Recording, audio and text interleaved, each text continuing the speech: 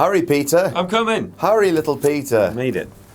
He's only got small legs. I know, they're really, really small. He's been running across the room for the Massive last hour. penis, though, right? Massive dick. Really big. Huge dick. Longer than my legs. So, welcome to Doctor Who news. Doctor Who news. Doctor Who news. Right? We've got Doctor Who news. I'm Pumpy from Whatculture.com. And I'm really excited. Yes. Yes.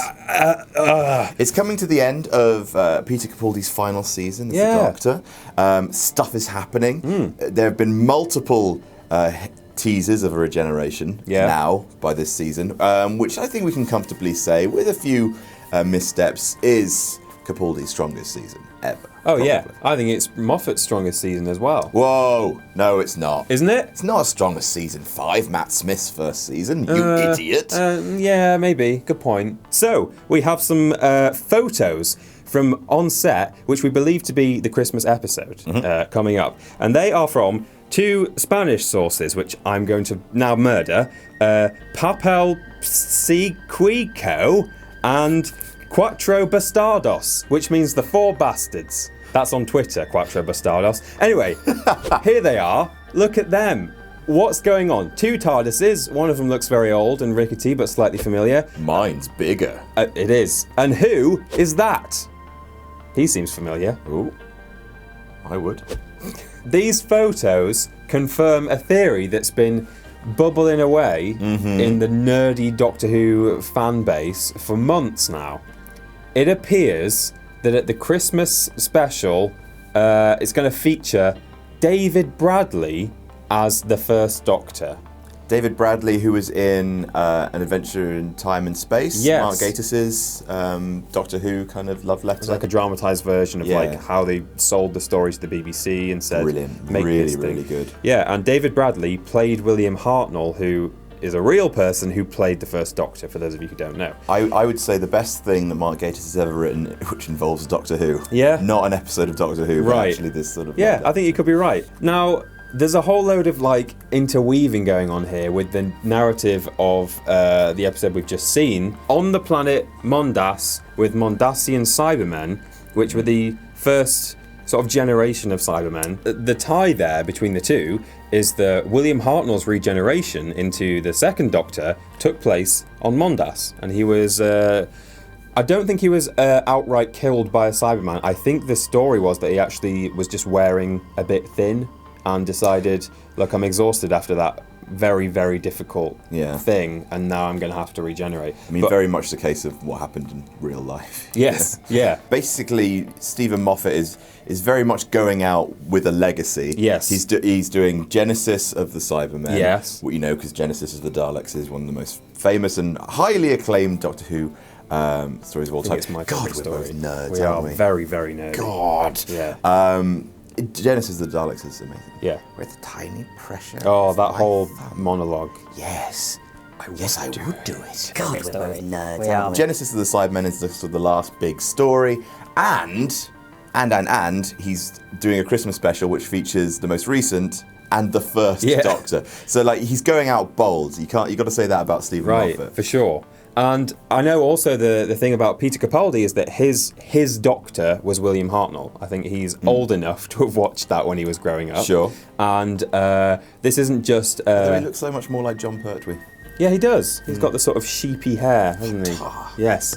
And I believe not only is this Moffat saying, I want to go out with like the latest in the first Doctor and Genesis of the Cybermen, but it's also that Capaldi, I don't know if he went as far as asking to be alongside the first Doctor, but it's like, it's well known that that's his favourite Doctor. He loves the Cybermen, Mondasian Cybermen he loves. So it seems like a bit of a kind of a Christmas list thing for Capaldi as well. It's going to make me cry. Oh, it's lovely, isn't it? Another theory that might be that might come true, something that's been talked about for a while, is, do you remember in the 50th anniversary special when 13 Doctors appeared and locked away Gallifrey? Oh, sir. In a little, all 13. All 13. That was Capaldi's very first moment, wasn't it? Do you remember? With his eyebrows. Yeah, there you go. It's never been addressed how a message was sent back to the first Doctor.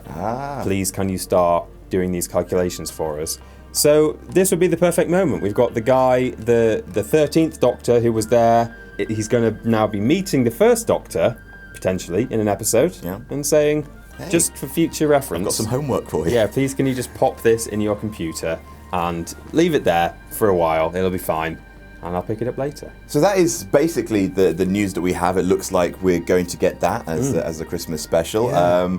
I guess one last time to discuss what we think is going to happen at the end of the series, since it is drawing to a close. I've come up with a new theory. Oh yeah? Yeah? Now, I know that we were here talking about how it's incredibly likely, almost a done deal, that Chris Marshall's going to be the next Doctor. Right, I think it probably will be him. I don't think it's going to be him anymore. Do you not think it's going to be him? I think what they've done a lot of foreshadowing of the Doctor becoming a woman. They have. We're talking about, why are you so focused on gender? Yeah. He says, well, aren't you called Time Lords? Shut up. Yeah. I think that Chris Marshall is the Master. Oh, do you? I think Missy will perish, saving the Doctor at the end of Genesis of the Cybermen, and I think she will become Chris Marshall, who will maybe wound the Doctor. He'll crash land in Mondas, and he will have this kind of half hallucination, half adventure with the first Doctor, which is basically just him dying for the entirety of the Christmas special, with the first Doctor kind of helping him out. And I think Chris Marshall is going to fly away, become evil, weird kind of goofy Master, because I think I'm not sure he's right. After Matt Smith, I don't think anyone cares about young goofy people like young goofy Doctor. I think young goofy Master is an interesting idea. Yeah, it's not bad number 4. Yeah, kind of trickster, crazy, just sort of wide-eyed and just kind of I'm mental. A bit Joker style. Yeah, a little bit. Yeah. And I think the Doctor will regenerate into a woman at the end of the Christmas special. Do you think? That's what I think. As you say, they've touched on it at various points in the past couple of seasons. But there was a line in the most recent episode that was very much... He was having a conversation with Bill, wasn't he? Yeah. The Doctor said, back then I'm not sure if Missy was a woman or a man. He was reminiscing about his time with the Master when he was younger. And she went, oh, what, you guys can change sex? And he's like, oh yeah, you're so old-fashioned. Yes. And there was a lot of focus on that, more than there has been in the past, I think. Yeah. It seemed like, just attention everyone, just so you know, you can change genders as a Time Lord. Gosh, I'm hoping for it. There's also one of the pictures is of William Hartnell with a blonde lady. That's true. I'm not sure who that is. No. Maybe just a runner. Yeah. But maybe also someone who's probably not the next Doctor. No. But maybe... Could be a one-episode companion. Every so often there's... Remember when Kylie Minogue was in that one?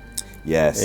Was that a Titanic one in space? Yes. I think it was. Yeah. Just one of those one-off, I'll help you out for the next 45 minutes sort of thing. There we go. Oh, Doctor. What do you think is going to happen in the finale and in the Christmas special? Who would you like to see appear? What would you like to happen? Tell us everything and more, and even more than that.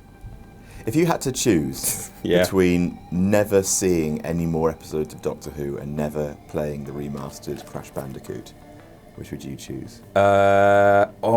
See, the thing is, I already have old Crash to play, and I still just play that on a daily basis. You're really excited to see the remastered Crash Bandicoot. I am, but to not have any new Doctor Who, I would take Doctor Who over remastered Crash. Wow. Because it already exists, so I can just go and play the old one. You heard it here first, folks. Peter hates Crash Bandicoot. Ugh.